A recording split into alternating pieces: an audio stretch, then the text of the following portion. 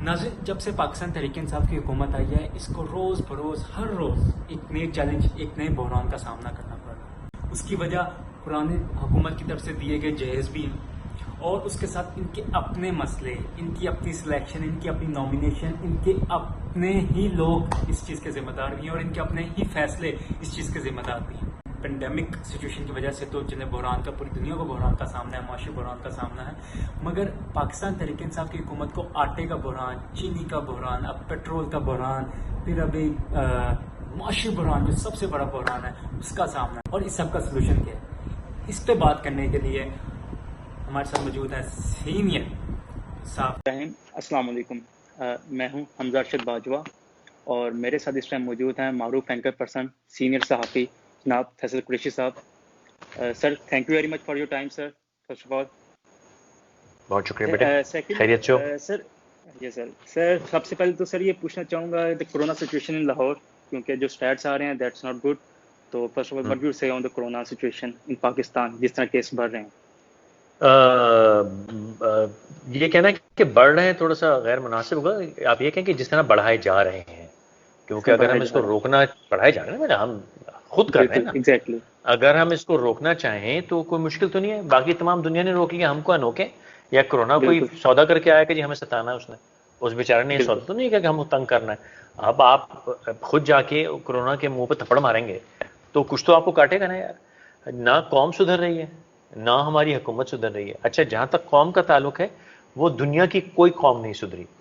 यानी अच्छे से अच्छा मुल्क जो है ना, उसको भी जब तक हुकूमत ने डंडा नहीं मारा वो नहीं सुधरी। मलेशिया को फौज बुलानी पड़ी, इटली को फौज बुलानी पड़ी, ईरान को, यहाँ इटली ईरान में जिस किस्म की अल्लाह रहम करे अमवात हो रही थी, उसके बाद वो कौम नहीं सुधरी, फौज को बुला के डंडा मारना पड़ा। तो हुकूमत को चाहिए था कि लट घुमाओ के ना सेट करती। हुकूमत ने सबसे बड़ी तबाही ये मचाई कि पहले जो एक लॉकडाउन था वो किसने बड़ा अच्छा, धोती जैसा लॉकडाउन था, ऊपर से कस के बांधी हुई थी, जिससे सब खुला हुआ था। तो वो एक वाहियात लॉकडाउन था। अल्लाह रहम करे, उसके अलावा तो कोई चांस नहीं है। और आपने खासतौर पर लाहौर पंजाब की बात की, वहां तो बुज़दार साहब ने, खैर मैं आगे बोलूंगा तो फिर आप कुट्टी हो जाएंगे क्योंकि आप लोग नाराज हो जाते हैं मैं कहता हूँ। तो आपने बेटे आपने हुकूमत की रिट का, हुकूमत की रिट है। चलिए सर, गोइंग नेक्स्ट, बिल्कुल आप ठीक कह रहे हैं सर। उसके बाद बात करूंगा शुगर कमीशन पे सर। शुगर कमीशन पे रिपोर्ट आई, प्राइम मिनिस्टर साहब ने कहा कि इसकी पहले फॉरेंसिक हो जाए। फॉरेंसिक रिपोर्ट आ गई, जो वजीर थे जिनके नाम थे इत्तेहादी थे वो अपनी अपनी पोस्ट पे बरकरार हैं। कोई इस पे मतलब किस तरह से डिसीजन मेकिंग नहीं हो सकी। तो what's your point of view on this, के इस पे कुछ होगा कि नहीं? फॉरेंसिक रिपोर्ट के बाद भी वजारत पास है। बेटे नंबर एक, अगर आप इसको शुरू से फॉलो अप करें ना, तो ये मकसद चीनी चोरों को पकड़ना तो था ही नहीं। मकसद तो जहांगीर तरीन को पकड़ना था। उन्होंने कहा इसको कैसे पकड़ें? उन्होंने कहा यार ये चीनी वाले रुंगे में इसको डालो। जब चीनी वाला रुंगा खुला तो उसमें 5-6 नाम और आ गए। उन्होंने कहा ये क्या बकवास है, हमने तो उसको पकड़ना था, बाकी थोड़ी में कुछ पकड़ना था। तो उन्होंने उसको अलग करके जहांगीर तरीन को डायरेक्ट टारगेट किया। और कौन कर रहा था टारगेट? है इमरान खान कर रहा था यार, और कौन कर रहा था? क्योंकि इमरान खान थोड़ा सा वो है, बदलिहाज आदमी है। जहां से उसका घर का खर्चा चल रहा है, कहते हैं जिस थाली में खाते हो उसमें क्यों छेद कर रहे हो यार? जिसके जहाज में तुम घूमते रहे, जिसने तुम्हें प्राइम मिनिस्टर बनाया, जो उठा उठा के एमएनए एमपीएस को लेके आता था, है उसको ही तुम यार, उससे तुम चालाकी मार रहे हो। जहांगीर तरीन ने उसके बाद एक स्टेटमेंट दी कि मुझे मत छेड़ना, मैं तुम्हारी हुकूमत गिरा। बिल्कुल। उसके बाद से ये सब ऐसे ही है, अब सब ड्रामा है। क्योंकि ना इनके अच्छे खान उसको हाथ लगा सकते हैं, ना उसके अच्छे तरीन इसको हाथ लगा सकते हैं। उसकी वजह यह है कि इन दोनों का रिश्ता अपनी खुशी मोहब्बत से तो है नहीं। ना जहांगीर तरीन साहब, ना अलीम खान साहब, बल्कि इमरान खान के साथ तो मेरे ख्याल से अब उसके अपने घर वाले भी अपनी खुशी मर्जी से नहीं है, किसी और के कहने पे। अब फैजल न्याजी की मिसाल हमारे पास है सर। मैं तो अल्लाह माफ कर, अल्लाह रहम कर, मैं कहना ही चाहिए किसी की जाती है, लेकिन बेगम भी मेरे ख्याल से अब अपनी मर्जी से उसके साथ नहीं। उन्होंने भी तौबा कर ली होगी कि यार ये आदमी, मतलब बेइज्जती की हद होती है यार। मतलब खुद सोचें कि एक शख्स की इतनी बेइज्जती हो रही हो, उसके घर वाले क्या सोचते होंगे? ठीक है, मैं डेटाईपन की एक हद होती है ना। तो कहने का मतलब ये कि जो भी इस वक्त लोग उनके साथ हैं, वो इसलिए नहीं है कि उनके से मोहब्बत है, क्योंकि वो मजबूर हैं इनका साथ देने के लिए। जिस दिन वो मजबूरी खत्म होगी तो ये आपको पता भी नहीं चलेगा। आप मतलब वुजू करने जाएंगे और 4 फर्ज आपने पूरे नहीं पढ़े होंगे और इमरान खान साहब जा चुके होंगे, और जब तक आप नफलों से फारे होंगे ये पाकिस्तान से जा चुके होंगे, जब इनका वक्त आएगा। और जब तक इनका वक्त नहीं आएगा ये सब इनके साथ बैठे इनकी टो टो टो टो करते रहेंगे। तो सर मैं एक और वजाहत कर दूं, ये जब शुगर कमीशन में सारा कुछ हो रहा था आज से 3 हफ्ते पहले, ये इनके जाने का वक्त आ गया था बिल्कुल, हर कोई जानता है कि टाइमिंग सेट हो चुकी थी। फिर इन्होंने एक फोन किया कहीं, आपको टाइमलाइन बनानी पड़ेगी समझने के लिए। इन्होंने एक साहब को फोन किया और उनसे इतना कहूंगा, फिर आप जर्नलिस्ट बन रहे तो आप इसको जाएं और गूगल करें, निकालें उस तारीख को, और वो खबर आई कि उन्होंने उनको फोन किया और उन दोनों ने ये डिस्कस किया और दुनिया में हमने कोरोना से कैसे काबू पाना है। ठीक है, याद आ गई ये फोन कॉल आपको? जी। इन्होंने अपने बड़े चाचा जान को फोन किया कि ओ यार मैं तो मर रहा हूं, मुझे बचाओ। बड़े चाचा जान ने कुछ किया और उसके बाद से इनके ऊपर से सारा प्रेशर गायब हो गया। वो सिंध से प्रेशर आ रहा था, परवेज इलाही से प्रेशर आ रहा था, जहांगीर तरीन से प्रेशर आ रहा था, और बहुत सी जगहों से प्रेशर आ रहा था। वो एकदम ठंडा हो गया। ठीक है, अब वो चाचा जान कौन है जिसको उन्होंने कॉल की थी, वो आप गूगल कीजिए और निकल आएगा, मैं नहीं बोलूंगा। मैं तो वो आपसे पूछने वाला था। मैं बोल सकता हूं, मैं सिर्फ इसलिए नहीं बोल रहा कि मेरा ख्याल है कि ये इंटरव्यू आपकी स्क्रीन पे दिखाया जाएगा, आपके स्टूडेंट्स देखेंगे, कुछ होगा। तो सबके लिए अगर जर्नलिस्ट बनने लगे हो तो टाइमलाइन बनाना सीखो। मतलब 4 बजे क्या हुआ, 4:30 बजे क्या हुआ, 4:45 बजे क्या, इस तरह। ये नहीं कि 12 तारीख को उठाना, ना 4 बजे क्या हुआ, 4 बजे किसने क्या कहा, और 4:30 बजे टिकर चल रहा है, ये पहला टिकर किसका, दूसरा किसका, आप सब समझ जाएंगे क्या ड्रामा क्या है। ठीक हो गया सर। चाचा जान को फोन किया अंकल को और सबसे हो गया। सर अंकल काफी क्लोज थे उनके? फिर नहीं, अंकल तो इनके दुश्मन है। अंकल का तो हाल इनका ये है कि अंकल तो इनसे मिलने को तैयार नहीं थे। ठीक है, पाकिस्तान का एक एम्बेसडर था अमेरिका में जिसके खिलाफ ये इतना बोलते थे, इतनी उसको बुरा भला बोलते थे, और इन्होंने आते साथ उसको वापस बुला लिया था और उसके खिलाफ एक इंक्वायरी शुरू करा दी थी। ये क्योंकि हैं जरा बेवकूफ किस्म के, ठीक है ना, लंबे आदमी की वैसी अकल गिट्टे में होती है। मैं ये कह सकता हूँ कि मैं भी लंबा हूं, मेरी भी अकल गिट्टों में है। इनको ये नहीं पता था कि वो जिसको बुला रहे हैं वो नवाज शरीफ ने उसको एम्बेसडर भानी लगवाया। वो चाचा जान के दामाद के क्लास फेलो है। चाचा जान, ओके ठीक, वो इसलिए वहां लगे हुए थे। इन्होंने खींच मारा, तो जब उन्हें चाचा जान से कहा मुझे मिलना है, तो ठेंगुआ मिलेगा तू मुझसे। तो फिर उसी शख्स को इन्होंने एम्बेसडर एट लार्ज लगाया। उन्होंने कहा तुम इसको रिस्टोर करो, फिर बात करना हमसे। तो ये आजकल वही साहब एम्बेसडर एट लार्ज है हमारे, अली सिद्दीकी साहब। अली सिद्दीकी साहब, बिल्कुल ठीक हो गया। और सही हो गया। फिर आपको फिर तारीखें देखनी होंगी। वो एम्बेसडर दोबारा रीइंस्टेट हुए एट लार्ज, उनको कोई मुल्क में नहीं भेजा गया, और उसके चंद दिन के बाद ये चाचा जान से मुलाकात हो गई।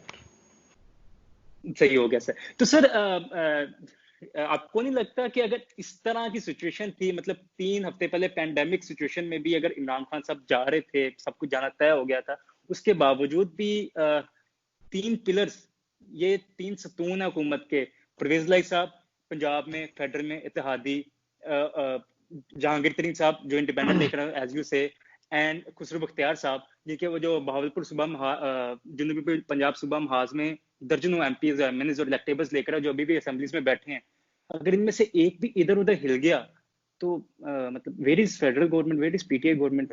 मैं कहूंगा भाई नहीं हिलेगा ना, क्योंकि वो कौन सा अपनी मर्जी से यहाँ पे यार। बिल्कुल ऐसे ही है भाई, जब इनके जाने का वक्त आएगा सब हिल जाएंगे और आपको पता भी नहीं चलेगा। मतलब आप ऐसे अम्मी के साथ खाना खा रहे होंगे, अम्मी से बात करेंगे, अब यूं देखेंगे पलट देखेंगे हुकूमत चली गई, आपको पता नहीं चलेगा कब गई हुकूमत।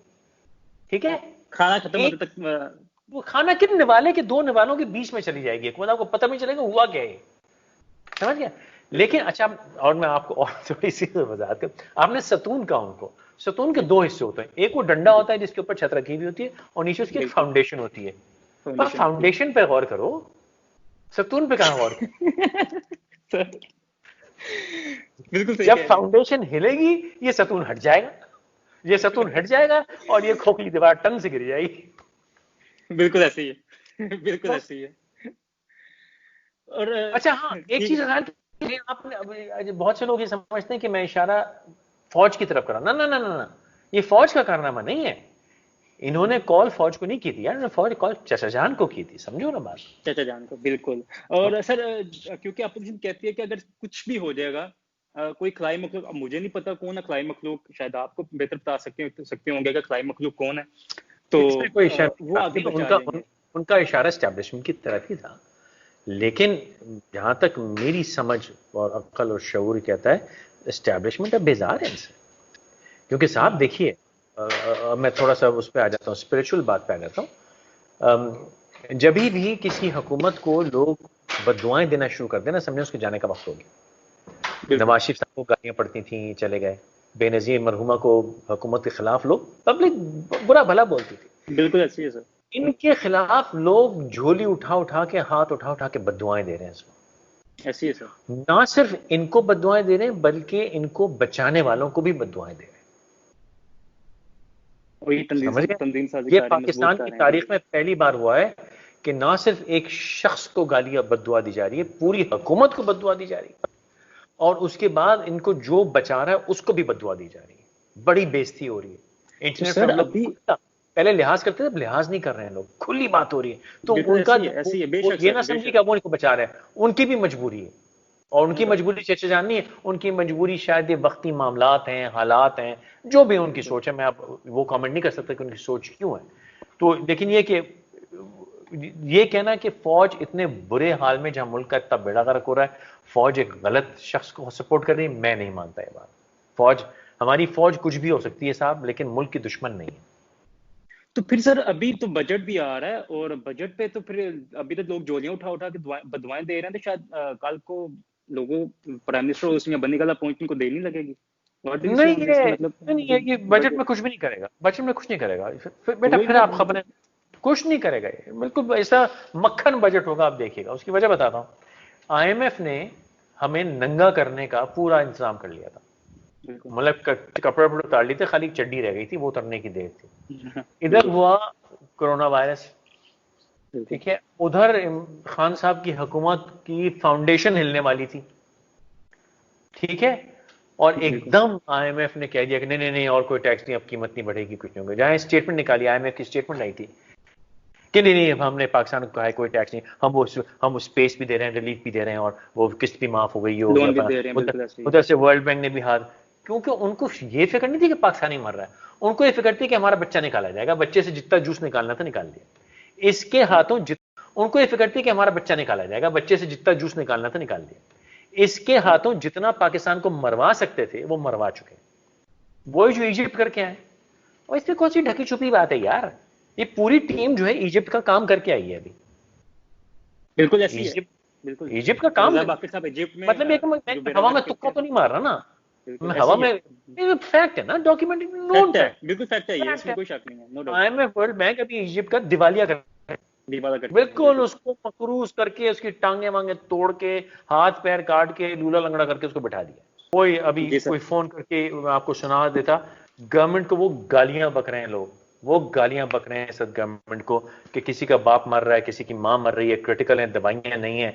इन जालिमों ने मार्केट से दवाइयां गायब हो गई हैं, 5-5 लाख रुपए का इंजेक्शन बिक रहा है, और ये हमारी गवर्नमेंट जो है ना अंधों की तरह बैठी हुई है। फिर मुझे गुस्सा आता है, मैं गालियां देना शुरू करता हूँ। बड़े कोई जालिम और बेगैरत हुकूमत। Sir coming to the steel mill मुलाजमीन, इनको सर अब मुशर्रफ दौर में कामयाब थी, पीपल्स पार्टी दौर में सारे में गई, उसके बाद PMLN ने भी पेश दी, अभी इन्होंने आके गोल्डन हैंडशेक किया। इस पे आपका क्या स्टांस है कि PTI गवर्नमेंट ये क्लेम कर रही है कि वो वेले बैठ के उनको हम पेश दे रहे थे, 35 करोड़ रुपया पर मंथ शायद दे रहे थे, और 35 अरब रुपया दे चुके हैं शायद इतना। तो इस पे क्या स्टांस है कि अच्छा नहीं है कि गोल्डन हैंडशेक कर दिया, इसको प्राइवेटाइजेशन करके इसको एक मुनाफा बख्श इदारा बनाया जाए? गवर्नमेंट के पास जितनी कॉर्पोरेशंस हैं वो सारी की सारी बंद हो जानी चाहिए। पाकिस्तान रेलवे खत्म हो जाना चाहिए, PIA खत्म हो जाना चाहिए, पाकिस्तान स्टील खत्म हो जाना चाहिए, ये तमाम चीजें खत्म हो जानी चाहिए। उसकी वजह मरहूम जुल्फिकार अली भुट्टो है। वो इन तमाम इदारों का, हालांकि पाकिस्तान स्टील में लगाने वाले वो खुद हैं, बिल्कुल। ठीक है, जुल्फ़िकार अली भुट्टो की लगाई हुई है, लेकिन इन तमाम इदारों का जनाजा भी इन्होंने निकाला है। सब में हजारों लाखों लोग ठोक दिए। पीआई वो वाहिद एयरलाइन है जिसमें पता नहीं एक जहाज पे कितने 150-200 लोग हैं। हाँ, कुछ इसके में खौफनाक किस्म का नंबर है। और ज्यादा सर, आई थिंक बाकी दुनिया में एमिरेट्स में शायद एक जहाज पे 15 है और कुछ ऐसा है, हमारे को 10। 4-5 अजीब, बहुत। वो बिल्कुल यूनियन है और वो आप किसी का बाप या दारा नहीं चला सकता। मतलब आपको फरिश्ता ऐसे बिठा देंगे, वो भी तौबा कर लेगा, भैया मेरे बस की नहीं है। ऐसे ही। किसी ने, किसी पढ़े लिखे शख्स ने आज से चंद साल पहले एक प्रपोजल दिया था कि जी एक नई एयरलाइन बनाए और उसको डेवलप करें, इसको आहिस्ता आहिस्ता खत्म कर दें। पीआईए 2 बना ले, पाकिस्तान रेलवे 2 बना ले और उसमें बिल्कुल नई ना करें, इसको ऐसा खत्म हो। लेकिन वो यूनियन, सियासत, पॉलिटिक्स, अपने बंदे भर्ती करने, वो जो ड्रामा है उसमें किसने नहीं। होना तो मेरे हिसाब से बिल्कुल यही चाहिए कि जी तमाम इदारों को रिवैम्प किया जाए टोटल। अगर आपने इसे बेचना है, कौन खरीदेगा 30,000 एम्प्लॉइज के साथ यार? जहां पे जरूरत 500 एम्प्लॉइज की, वहां 30,000 एम्प्लॉइज कौन खरीदेगा? बिल्कुल सही है, लेकिन ये झूठे और बेईमान पिछले 5 साल से गालियां बकते फिर रहे थे कि हम किसी को बेचने नहीं देंगे। बिल्कुल ऐसी है, बिल्कुल सही है। असद उमर साहब का अब तो निकला ना कि स्टील में का हो जाए तो मेरी ये वीडियो चला देना, ले चल गई फिर। तो कहने का मतलब ये है कि चीज तो सही है, लेकिन फिर आप ये क्यों कहते थे कि दूसरे चोर थे? अगर वो चोर थे तो आप भी चोर है, अगर वो चोर थे तो आप भी चोर है, और अगर आप शरीफ हैं तो वो भी शरीफ। कर तो वो भी रहे थे यार, वो भी यही करने की कोशिश कर रहा था, नवाज शरीफ भी यही करने की कोशिश कर रहा था, मुशर्रफ भी यही करने की, कितनों ने कोशिश की कि इन चीजों को प्राइवेटाइज कर दिया जाए या रिवैम्प किया जाए, लेकिन इन्होंने नहीं करने दी।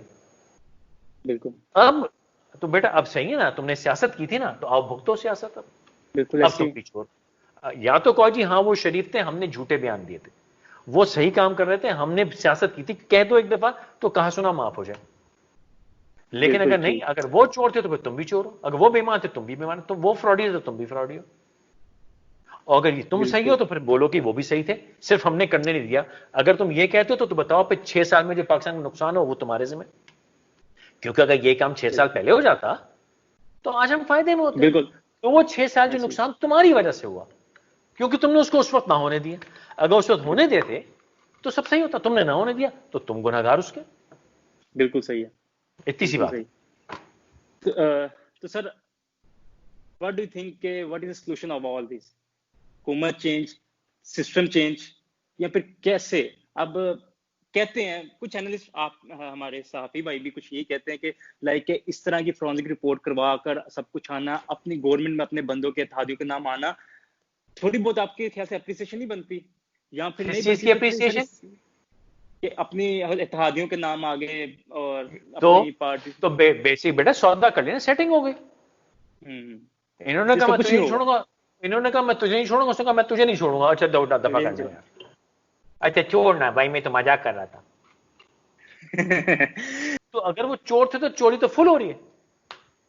हाँ, बात तब थी कि आप कहते सब ओहदों से निकले, सब क्लियर करके फायर्ड, क्लियर कर। भाई अलीम खान ने भी यही किया था ना, बजाहिर बजाहिर अलीम खान दोबारा मिनिस्टर लग गए, ठीक है, खामोशी से बैठे हुए, चुप बैठे, लेकिन अभी वजीर वो खुराक। हाँ वो है, वो आए तो चीफ मिनिस्टर इन वेटिंग है, लेकिन ये कि वो खामोश बैठे हैं। सर बनेंगे नहीं वो? नहीं वो नहीं बनेंगे ना, बुजदार के ऊपर जिन्नात का हाथ है, बुजदार नहीं जा ये भी सकता। कहा जाता है, कुछ एक स्कूल ऑफ थॉट ये भी कहता है कि बुज़दार साहब इसलिए लगे हैं कि इमरान खान साहब कंट्रोल इजीली कर सकते हैं, अगर इलीम खान साहब आते कोई इस तरह का। नहीं, इमरान खान ने क्या कंट्रोल करना है, अपने आप को कंट्रोल नहीं कर सकता। सर ये मैं एक जमाने से मैं कह रहा हूँ कि अगर जो शख्स पंजाब में होता है ना, भाई शहबाज शरीफ की वाह क्यों है, उसके बाद पंजाब था, पंजाब में काम किया, पंजाब का नवाज शरीफ से ज्यादा बड़ा नाम है उसका। सियासत नवाज शरीफ की, लेकिन चर्चा शहबाज शरीफ की। ऐसे ऐसे ही है बेशक। पंजाब में काम हो रहा है, गवर्नर जिलानी ने जो काम किया, जिलानी पार्क वगैरह जो बना हुआ है, गवर्नर जिलानी ने इस बिल्कुल शहर को सिटी ऑफ गार्डन्स बिल्कुल कहते थे उनके बाद, सिटी ऑफ गार्डन्स कहते थे, सिटी ऐसे of he. Gardens and fountains कहलाता था। उसमें पीएमएल का कोई ताल्लुक नहीं था, वो गवर्नर जिलानी ने किया था, और ठीक है। परवेज इलाही साहब ने जो काम किया वो मिसाली है सर। फिर परवेज इलाही ने दबा के काम किया, फिर शहबाज शरीफ ने दबा के काम किया। इनको पता था कि अगर यहाँ कोई काम काज नहीं लगा दिया तो नवाज इमरान खान सर, देखे ना, हर शख्स एक कंपनी का मालिक होता है, अगर उसकी सलाहियत 10 हो तो अपने इर्द गिर्द 8, 9, 4, 6, 7 के लोग लगाता है, अपने से बेहतर कोई नहीं लगाता। जिस शख्स की सलाहियत 0 है उसने -3, -4, -5 जमा कर रखे अपने इर्द गिर्द। काफी बोल्ड स्टांस है सर, बिल्कुल नहीं सही बोल्ड बात। क्या, मैंने कुछ झूठ बोला है? बोल्ड नहीं, बिल्कुल स्टांस सही है, बात, ऑब्वियस बात है बिल्कुल यार। वरना obvious कौन बात। सी दुनिया की साइंस कहती है कि पंजाब जैसे प्रोविंस, जहां पे जिलानी, परवेज इलाही, शहबाज शरीफ जैसे जिन्नात काम करके गए हो, वहां पे आप आके ये बकरी बिठा देंगे और सर जो उल्टी घास को सबसे खा बड़ी जाए? बात सर, 22 साल से इस पार्टी के पास ऐसा कोई चीफ मिनिस्टर नहीं था। मतलब 2 माह पहले वो पार्टी में आए, जनूबी पंजाब सूबा महाज के थ्रू पार्टी में आए, और मतलब बिल्कुल ही सर इन्होंने अपनी पार्टी के साथ ज्यादती की है, और किसी के साथ अवाम के साथ तो करना तो दूर की कौन सी बात। पंजाब पार्टी? की इनको भी इनको अच्छी तरह पता चल गया कि दोबारा इलेक्शन तो लड़ना नहीं, पॉलिटिकल फ्यूचर तो कोई है नहीं। आप क्या समझते हैं फैसल वावड़ा का पॉलिटिकल फ्यूचर है? आई डोंट थिंक या सो। तो बल्दिया या कराची से इलेक्शन जीत गया है 1000 वोट से, तो आप I don't think so Chaudhry next time Chaudhry Fawad Hussain का पॉलिटिकल फ्यूचर है? या आप समझते हैं कांट से फिरदौस अक्षय का पॉलिटिकल फ्यूचर है? सर, कोई वो तो अभी पॉलिटिकल भी फ्यूचर इलेक्टेबल नहीं थी। नहीं। अब खत्म। इस बार जो बेइज्जती हुई है अब खत्म। अब तो बिल्कुल शेख रशीद का पॉलिटिकल फ्यूचर भी डामाडोल है। वाकई सर। किस पे? अब क्या, कभी इसको गाली देके जीत गए, कभी उसको गाली देके जीत। हमारे यहां हर सियासतदान जो है ना, अलावा शहबाज शरीफ के, वो दूसरों को गाली देके जीतता है। मैं इसको रगड़ दूंगा, मैं बिल्कुल उसको मार दूंगा, मैं इसको खींच दूंगा, उससे छीन लूंगा। नवाज शरीफ साहब भी पिछली बार यही ड्रामा था उनका एहतसाब का। ये जो भी स्क्रिप्ट इमरान खान चला रहे पुरानी स्क्रिप्ट है। 90s में ये एहतसाब का ड्रामा पिटा था नवाज शरीफ ने। सैफुर रहमान साहब चेयरमैन एहतसाब ब्यूरो होते थे। तो सर शहबाज शरीफ साहब ने भी तो सड़कों पे घसीटने, अली बाबा 40 चोर तो और इस की तरह के थी, नारे लेकिन लगाए थे। उसके बाद इसने काम बहुत किया। बिल्कुल, इस इसने बेशक काम लाहौर में बहुत, सर इसने पिछले 10 साल में काम बहुत किया साहब। सेंट्रल ठीक है, तो वो पंजाब ये खासकर। जैसे जैसे वो है मुस्तफा कमाल है कराची में, वो ये कह सकता जी है कि बिल्कुल, मैंने ये किया इसलिए मुझे वापस दिया। बिल्कुल नो डाउट। ये क्या है? हाँ, वो चोर है, वो बेईमान है, वो फ्रॉड है, बस ये करते रहे। अब किसको फ्रॉड कहेंगे? कोई छोड़ा नहीं इन्होंने अपने आप के अलावा। तो तो सर अगले ये इलेक्शन, मेट्रो बस, अगले अगले सॉरी, अगले इलेक्शन में चोर किसको कहेंगे अलावा अपने आप के? ये तीसरी पार्टी आ जाएगी। वही वो निकल रहे हैं, शायद आफरीदी साहब साइड से निकल रहे हैं, उनको भी तैयार किया जा रहा है। बिल्कुल, कौन तैयार कर रहा है सर?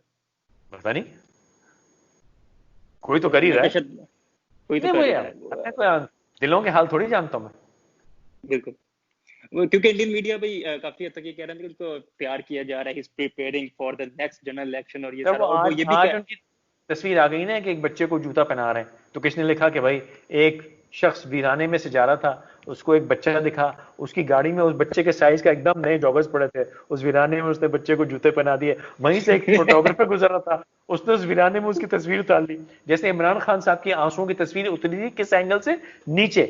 अबे भाई वो फोटोग्राफर इसने छुप के तस्वीर ली, वो जमीन पर लेट के तस्वीर कैसे लेता था? कुछ तस्वीर का एंगल तो देखो भाई, छुप के बिल्कुल तस्वीर लेता है सामने से, वो जमीन पे लेट के ऐसे एंगल से तस्वीर कैसे ली उसने? बिल्कुल। और उसको उसको ये भी कहो कि हमारे जो पता नहीं कितना 70 80 90 50 100 बिलियन जो भी कर्जा है मेरे, वो भी तू देगा। चल हिसाब क्लियर कर बिल्कुल हमारा। बेश करेंगे सर वो। अमेरिका में किस बात के कर्जे दे रहा है?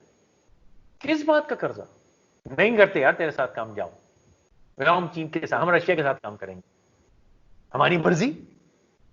हम क्यों भूखे नंगे होके तुम्हारे साथ काम? इतना स्ट्रेटेजिक मुल्क इतना भूखा नंगा क्योंकि हमारे लीडर सारे चोर, सब बिकाऊ, बिल्कुल सब बिकाऊ। सबको ये बिल्कुल होता है बेशक मुझे सर। प्राइम मिनिस्टर बना दो, मैं लूटूं पीटूं क्वाटूं। बिल्कुल सर, अब बिल्कुल एक बच्ची टिकटॉक पे जो है, गवर्नर पंजाब ने बच्ची टिकटॉक की बच्चियों को बुलाकर कहा कि कैंपेन करो। सर ये तो सर अजीब था मेन सर, स्ट्रीम मीडिया को नहीं कहा। अजीब था। खैर अजीब क्या बात है यार, ठरक भी कोई चीज होती है। खैर और बोले बिल्कुल सर, तो thank you very much sir. आज के जमाने में तो बस यही मुलाकातें बची हैं अब। बिल्कुल सर, खुश रहो बेटी, it's an God honour, bless। It's an honour. आदाब, खुश थैंक रहो यू बेटी। Sir, thank you very much sir.